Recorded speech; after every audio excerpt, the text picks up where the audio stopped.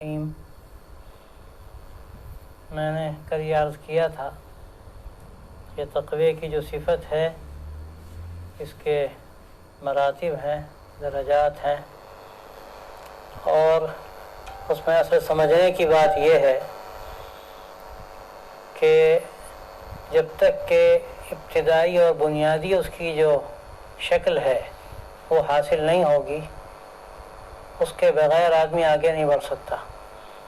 جیسے پہلا مرحلہ تقوی کا یہ ہے کہ آدمی شرک سے بچے، کفر سے بچے۔ کفر سے آدمی نہیں بچتا یا اس کے مظاہر اختیار کرتا ہے تو اس کے آگے کے جو مراحل ہیں اس سے کچھ اس کو حاصل ہونے والا نہیں۔ ایک شخص مشرک ہے، پھر وہ گناہوں سے بچے، ہر طرح کے غلط کاموں سے بچے، اور وہ بہت اچھے اچھے کام کرے، لیکن یہ ساری چیزیں بالکل بے حقیقت ہیں، اسی کی بنیاد ندارت۔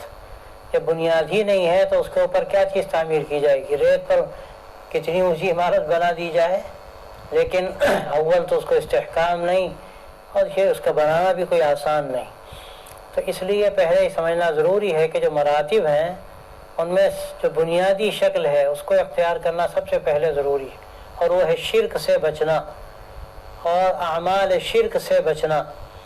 دوسرا مرحلہ ہے معصیت سے بچنا، بڑے بڑے گناہوں سے بچنا، اور پھر تیسرا مرحلہ ہے مشتبہ سے بچنا، مکروہات سے بچنا۔ ایک عجیب و غریب مزاج یہ ہم لوگوں کا بنا ہے کہ ہمیں بعض مرتبہ نوافل میں لطف آتا ہے، لیکن جو فرائض ہیں ان کی طرف طبیعت مائل نہیں ہوتی۔ بہت سے لوگوں کو دیکھا گیا کہ ان سے مسجد میں آ کر جماعت کے ساتھ نماز نہیں پڑھی جاتی، اور گھر میں ان سے آپ تہجد پڑھوا لیجئے، بڑے بڑے وظائف پڑھوا لیجئے۔ یہ غیر شرعی مزاج ہے۔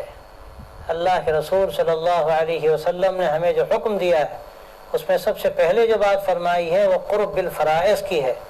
آدمی جب جو بنیادیں ہیں جب ان کو مضبوط کر لیتا ہے تو اس کے بعد پھر آگے وہ کتنی 100 نہیں ہزاروں منزلہ عمارت بنا لے، لیکن اگر بنیاد مضبوط نہیں ہے تو پھر آگے کسی چیز کی کوئی گارنٹی نہیں۔ تو اس لیے جو مراتب ہیں تقوی کے، ان میں پہلا مرتبہ شرک سے بچنا، اعمال شرک سے بچنا۔ آج ہمارے مسلمانوں میں، ایمان والوں میں کتنی چیزیں ایسی پیدا ہو رہی ہیں کہ جس کے ڈانڈے شرک سے ملتے ہیں، اور ہم ان کی طرف متوجہ نہیں ہوتے، غور نہیں کرتے۔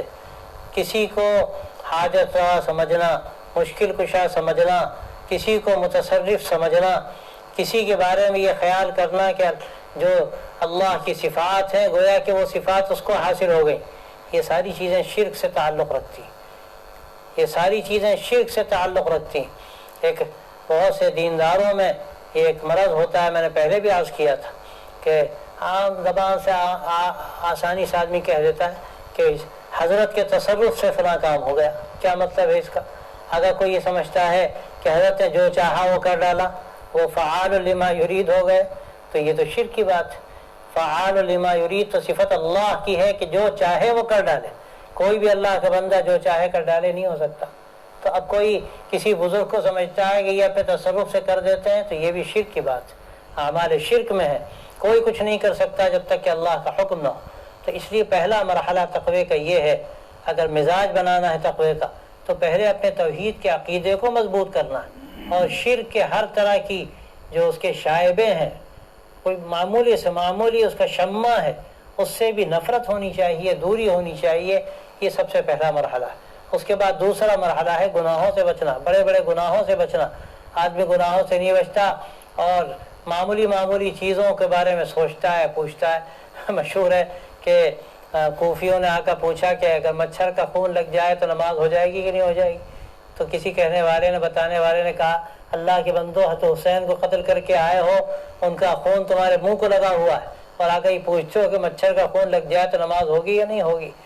یعنی جو چیزیں ایسی ہیں کہ جو بعض مرتبہ آخری درجے کی ہوتی ہیں ان کی طرف توجہ نہیں ہوتی، اور بہت چھوٹی چھوٹی باتوں پر آدمی غور کرتا ہے۔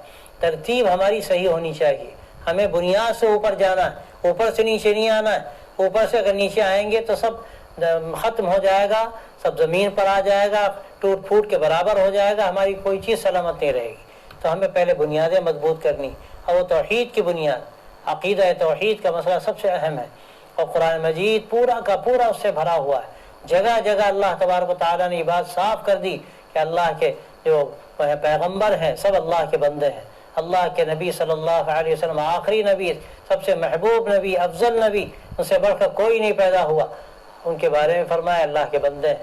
تو یہ توحید کا عقیدہ مضبوط ہو، سب سے پہلی بات یہ پہلا مرحلہ ہے تقوی کا، اور دوسرا کہ کبائر سے بچے آدمی، بڑے بڑے گناہوں سے بچے، اور تیسرا مرحلہ یہ ہے کہ پھر صغائر سے بچے، مشتبہات سے بچے، ایسی چیزوں سے بچے کہ جس میں اس کو شبہ ہوتا۔ حدیث میں یہ آتا ہے دع ما یریبک الی ما لا یریبک، حضرت حسن رضی اللہ عنہ سے آپ نے فرمایا کہ جو چیز تمہیں شک میں ڈالتی ہے اس کو چھوڑ کر وہ چیز اختیار کر لو جس میں تمہیں کوئی شک نہیں، تمہیں پورا یقین ہے اس کا۔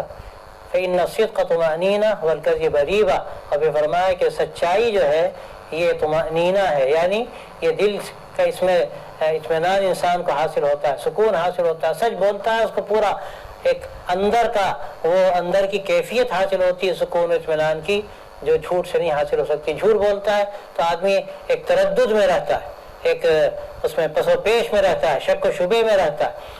تو اسی طرح جب آدمی تقوی کا مزاج آدمی بناتا ہے تو پھر اللہ تبارک و تعالیٰ اس کے اندر یہ کیفیت پیدا فرما دیتے ہیں۔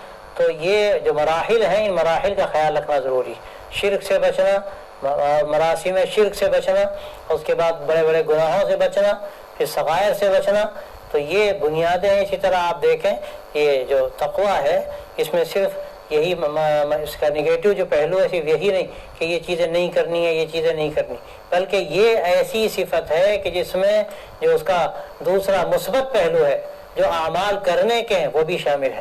اسی لیے یہ تقوی کی بات ہے کہ آدمی نوافل پڑھے، تقوی کی بات ہے کہ آدمی تہجد کا اہتمام کرے، تقوی کی بات ہے کہ ذکر و اذکار کا بھی اہتمام کرے، لیکن جو ترتیب ہے اس ترتیب کا خیال رکھنا ضروری ہے۔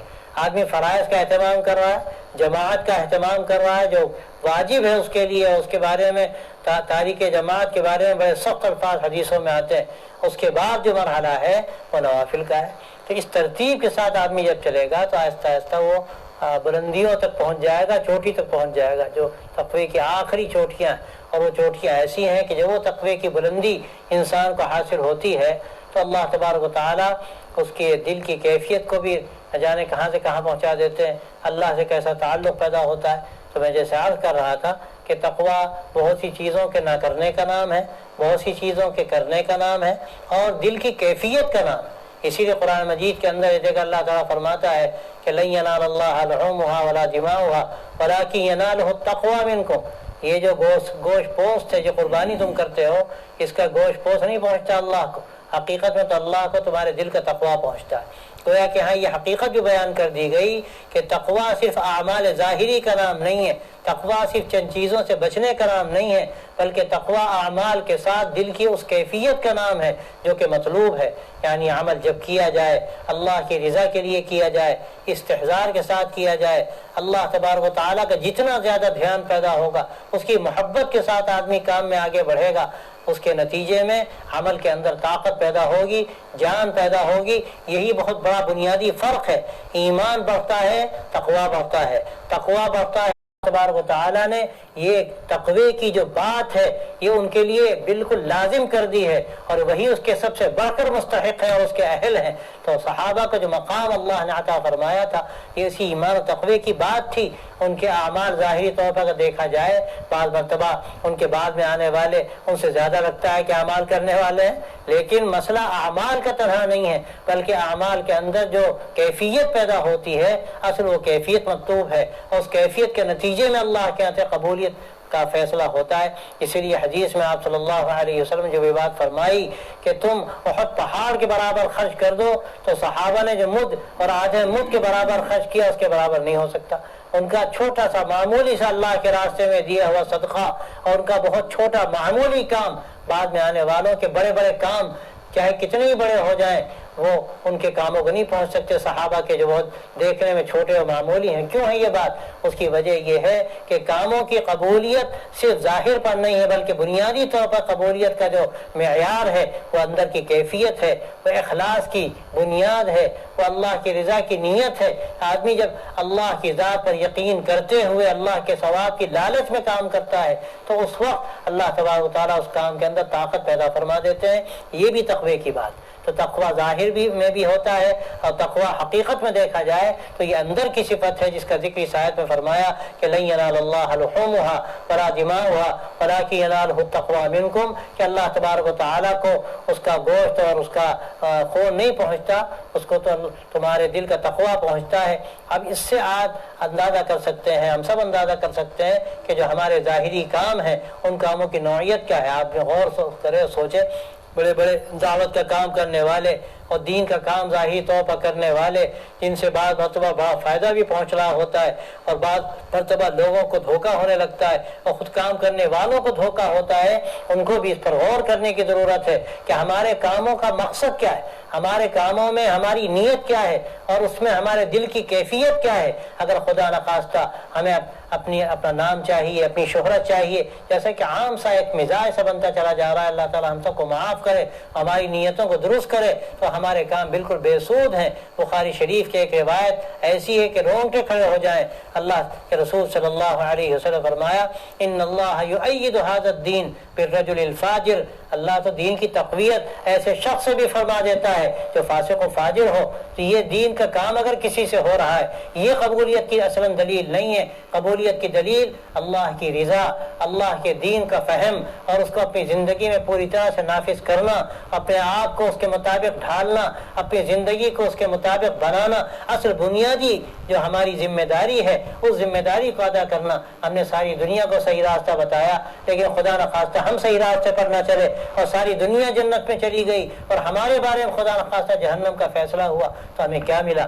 اس لیے تقوی کی جو اندر کی یہ کیفیت ہے اس کی بہت زیادہ اہمیت ہے. بڑے بڑے جو دین کے کام کرنے والے، بڑے بڑے مدارس قائم کرنے والے، دنیا میں تبلیغ کا کام کرنے والے، بڑی بڑی تصنیف و تالیف کا کام کرنے والے اور اپنے پورے مال کو اللہ کے راستے میں ظاہری طور پر دے دینے والے اور جو بڑے بڑے کام کرنے والے ہیں ان کے بارے میں حدیث میں سخت الفاظ آتے ہیں کہ قیامت پہ ان سب کو جمع کیا جائے گا، ان سے پوچھا جائے گا کہ تم یہ جو کام کر رہے تھے تمہارے اس کام کا مقصد کیا تھا؟ تم اللہ کے لیے کر رہے تھے یا اور کوئی مقصد تھا؟ اور جب وہ کہیں گے کہ ہم نے علم اسی لیے سیکھا کہ ہم لوگوں کو بتائیں، ہم نے لوگوں کو بتایا، پڑھایا، سکھایا، تو اللہ تعالیٰ کہے گا تم نے تو اس لیے کیا کہ لوگ تمہیں قاری کہیں، علامہ کہیں، بڑا عالم کہیں. دنیا میں کہا جا چکا. تو حدیث میں آتا ہے کہ منہ کے بل کھینچ کر اس کو جہنم میں ڈال دیا جائے گا اور پھر وہ شخص لایا جائے گا شہید ہوا.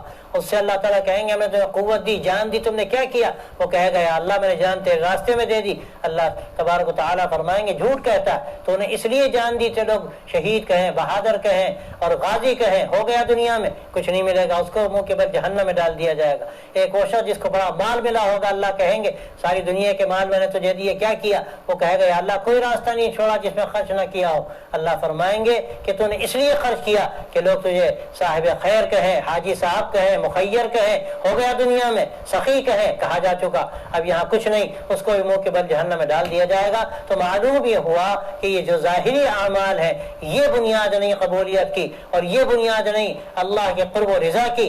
اللہ کے لیے قرب و رضا کی جو اصل بنیاد ہے وہ دل کی کیفیت ہے، وہ دل کا تقوی ہے جس کو اللہ کی رضا کہتے ہیں، جس کو اخلاص کہتے ہیں اور جس کے بغیر آدمی کا کوئی بھی عمل اللہ تبارک و تعالیٰ کی بارگاہ میں قبول نہیں ہوتا. تو یہ تقوی کی جو اندرونی کیفیت ہے اس پر بھی توجہ دینے کی ضرورت ہے. ہمارے ہاں جو غلط فہمی ہے جو میں نے شروع میں بات عرض کی کہ اول تو تقوی یہ سمجھا جاتا ہے فلاں صاحب بڑے متقی ہیں، یعنی ماشاءاللہ داڑھی بھی خوب اچھی ہے، لمبی ہے اور داڑھی ٹوپی اور اس کے بعد کرتا پیجامہ پہنتے ہیں اور ظاہری طور پر جو اعمال ہے وہ نظر آ رہے ہیں تو لوگ سمجھتے ہیں بڑے متقی. وہ اصل متقین یہ تقوی کے مظاہر ہیں لیکن یہ صرف تقوی نہیں ہے. اصل تقوی کا تعلق تو دل سے ہے اور اس کے ساتھ ساتھ جن چیزوں سے بچنا ہے جو حرام چیزیں ہیں، مشتبہ ہیں، ان سے بچنے کی جو شرط ہے وہ بھی اسے بنیادی طور پر شامل ہے. جب یہ پوری کیفیت ہمارے اندر آئے گی، یعنی جو چیزیں کرنے کی ہیں وہ کرنا ہے، جن چیزوں سے بچنا ہے ان سے بچنا ہے، پھر جو کرنا ہے وہ اللہ کے لیے، جن سے بچنا ہے وہ اللہ کے لیے. آدمی بار بتا بہت سی چیزوں سے بچتا ہے، اللہ کے لیے نہیں بچتا، لوگوں کے قیل و قال کی وجہ سے بچتا ہے تو یہ ٹھیک ہے. آدمی اگر کوئی بڑے گناہ سے بچ گیا, کسی کے کہنے سننے سے بچ گیا, گناہ نہیں کیا, یہ تو اللہ کی رحمت ہے. اللہ کی رحمت ہے کہ اللہ تبارک و تعالیٰ اس پر بھی گناہ اس کو نہیں دیتے اور وبال گناہ کا اس کو نہیں ہوگا. لیکن جو اجر ملتا ہے اس اجر سے وہ محروم رہے گا. اجر جب ملے گا جب اللہ کے ڈر سے برائی چھوڑے, گناہ چھوڑے. تو گناہ تو چھوڑنا, اس نے جو عمل گناہ چھوڑنے کا کیا وہ تو گناہ کے حصے میں جائے گا ہی نہیں, اور اس کے ساتھ ساتھ یہ کیفیت بھی ہوگی کہ اللہ تبارک و تعالیٰ اس نے جو اللہ کے لیے گناہ چھوڑا ہے اس کا اجر بھی اس کو ملے گا. یہ بہت بڑی اللہ کی نعمت ہے. تو ہمیں اس پر بھی توجہ دینے کی ضرورت ہے کہ تقوی میں جو اس کے مظاہر ہیں وہ بھی اختیار کرنے ہیں, جو چیزیں کرنی ہیں وہ کرنی ہیں, جن چیزوں سے بچنا ہے وہ بچنا ہے, اور سب سے بڑھ کر اندر تقوی کی اس کیفیت کو پیدا کرنا ہے جس کا نام اخلاص ہے, جو اللہ کی رضا اور اس کے قرب کا سب سے بڑا ذریعہ ہے. اور اس کے بغیر ہمارے سارے کام بالکل بے حقیقت ہیں. بعض مرتبہ مٹی ہے وہ, اس کو آدمی بہت بڑا کام سمجھ رہا ہے, اس کی کوئی حقیقت نہیں, بالکل مٹی کی طرح ہو جاتا ہے. جیسے کہ حدیث میں آتا ہے کہ انما الاعمال بالنیات, کہ اعمال کا دار و مدار تو نیتوں پر ہے. جیسی نیت ہوگی اللہ تعالیٰ اس کے مطابق اس کو دیں گے. یہاں تک کہ ہجرت جیسا بڑا عمل, اس کے بارے میں بھی اللہ تبارک و تعالیٰ نے فرما دیا کہ اگر آدمی ہجرت اللہ اور اس کے رسول کے لیے کرتا ہے, گھر بار چھوڑتا ہے, تو یقیناً یہ ہجرت اللہ اور اس کے رسول کے لیے. لیکن اگر اپنے نفس کے لیے ہجرت کرتا ہے, شادی کے لیے ہجرت کرتا ہے, اور کاروبار کے لیے ہجرت کرتا ہے, اور دنیا کے مقاصد اس کے سامنے ہیں, تو یہ ساری بڑی سے بڑی اس کے لیے جو چیزیں ہیں, بڑے بڑے کام ہیں, اللہ کے اس کی کوئی قیمت نہیں. ہجرت کا حال یہ, یہاں تک کہ جہاد بھی آدمی اللہ کے لیے نہیں کرتا, اپنے ملک کے لیے صرف کرتا ہے, یا اپنی ذات کے لیے کرتا ہے, اپنی عزت کے لیے کرتا ہے, تو اللہ کے اس کی قیمت نہیں. جہاد کی قیمت اللہ کے جب ہے اللہ کو راضی کرنے کے لیے کرے, اللہ کے دین کے لیے کرے کہ اللہ کا دین بلند ہو, تو حقیقت میں اللہ کے راستے میں جہاد ہے. اور اگر اپنی جماعت مقصود بنا لی جائے, اپنے ادارے مقصود بنا لیے جائیں, تو یہ بھی خطرناک بات ہے. مقصد صرف اللہ کا دین ہونا چاہیے اور اللہ کی رضا ہونی چاہیے. جب یہ مزاج بنے گا تو یہ حقیقت پہ تقوی کا مزاج ہے. اور اگر خدا نخواستہ ہم نے اپنے اداروں کو مقصود بنایا, اپنے کاموں کو مقصود بنایا, تو ہمیں سمجھنا چاہیے کہ ہم نے ترتیب غلط کر دی. ترتیب ہم نے اس لیے غلط کر دی کہ جو وسائل ہیں ان کو ہم نے مقاصد کا درجہ دے دیا, اور جو بنیادیں ہیں, جو مقاصد ہیں, ہم نے ان کو وسائل کا درجہ دے دیا. اور یہ بالکل ایسی الٹی ترتیب ہے کہ اس کے بعد کام بے حقیقت ہو جاتے ہیں. تو اس لیے یہ تقوی کی جو اصل زندگی ہے, اور پھر اس سے بڑھ کر تقوی کا مزاج اور دل میں تقوی کی جو کیفیت ہے, اصل یہ مطلوب ہے. اور قرآن مجید میں قربانی جو آدمی جانور کی کرتا ہے, اللہ کے لیے اگر کر رہا ہے, اللہ کی رضا مقصود ہے, تو وہاں صاف کہہ دیا گیا کہ وہ اللہ کیا پہنچے گی. اور اگر صرف گوشت پوست ہے, جیسے کہ قربانی کے موقعوں پر آج کل تماشے ہوتے ہیں, باقاعدہ مقابلے ہوتے ہیں, ہم نے 1 لاکھ کا بکرا خریدا اور 2 لاکھ کا بکرا خریدا, اور پھر اس کی رونمائی ہوتی ہے, نمائش ہوتی ہے. یہ ساری چیزیں اللہ تبارک و تعالیٰ کو انتہائی ناپسند ہیں. وہ ایک مثال ہے بکرے کی, ایک قربانی کی. اسی طرح خدا نخواستہ ہم اپنے دین کے کاموں کی بھی اگر نمائش کرتے ہیں اور اللہ کی رضا کے لیے وہ کام نہیں ہوتے, صرف اپنی شہرت و عزت کے لیے خدا نخواستہ ہم وہ کام کرتے ہیں, تو سچی بات یہ ہے کہ سب بے سود ہے. اللہ تبارک و تعالیٰ حقیقت تقوی بھی نصیب فرمائے, حقیقت اخلاص بھی نصیب فرمائے, اور اپنی رضا کے لیے ہم سب کو قبول فرمائے. وآخر دعوانا الحمدللہ رب العالمین.